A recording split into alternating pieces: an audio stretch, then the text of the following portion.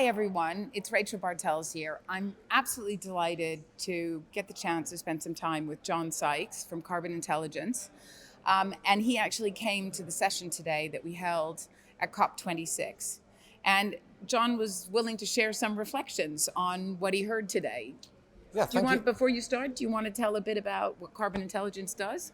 Well, yeah, we're a business that is totally focused on helping other businesses decarbonize, and that's our mission. And we're just under 150 people and based in central London. Great. So, what were your takeaways? Well, look, first of all, it was a brilliantly moderated session. I mean, it was brilliantly done. There were fantastic guests. Um, yeah, I mean, I guess three things.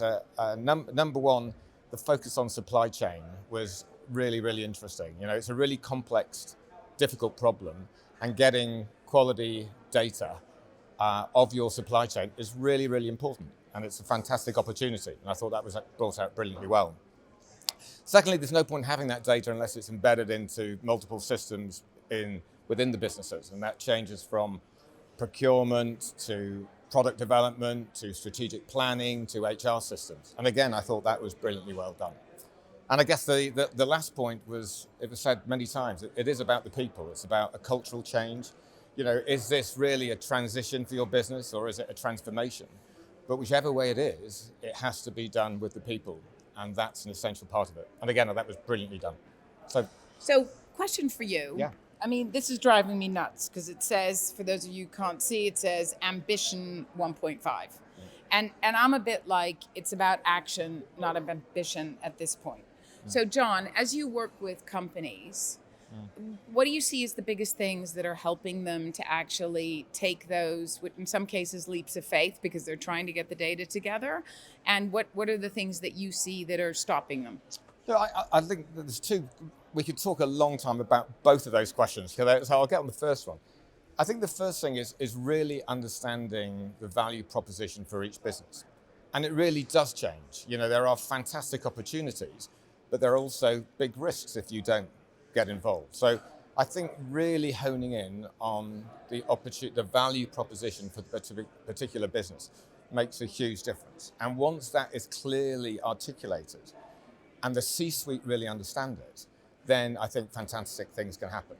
So, you know, getting that articulation right is really important. And I guess what happens if they don't do it, what stops people doing it, is a multiple parts. Obviously, economics make a difference. And I think what is really important in the last couple of years, that so many businesses now see that you can differentiate your product, you can differentiate your service, you will get cheaper capital. So I think the amount of things that enable businesses to take action now are increasing, and the risks aren't going away. No, that's great. So you laughed at me because at the end I said, what are your 2, 4, 2, 2? So that was the numbers game I played with the audience. So that was, what are your 2 actions for 22? So what are your 2 actions for 22? Just keep articulating the fact that it is about people. You know, it is about the people. So we just need to make sure that the people are absolutely clear why they're doing what they're doing. And then secondly, it's data. We need great quality data in the right systems and processes, and that will make a huge difference. Great, perfect. That's wonderful. Thank you Good for to be here. joining us. Not at all. Thank you very much indeed.